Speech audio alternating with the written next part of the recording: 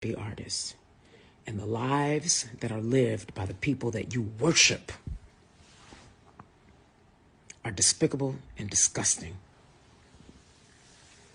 My heart was broken when I saw the things that happened on the road with a lot of these artists. Doing shows with these artists, all kinds of stuff. My heart was broken because there was still a part of me that believed that holiness without which no man shall see the Lord. That's biblical also.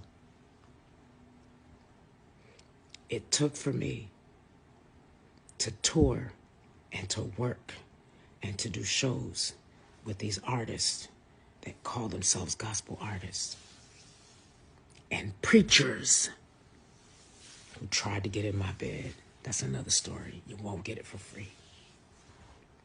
Refuse to give that for free.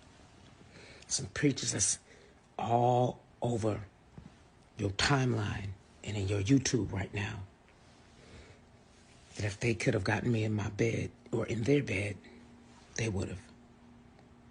But I don't play those games. Fuck a man. I fear God. I fear God.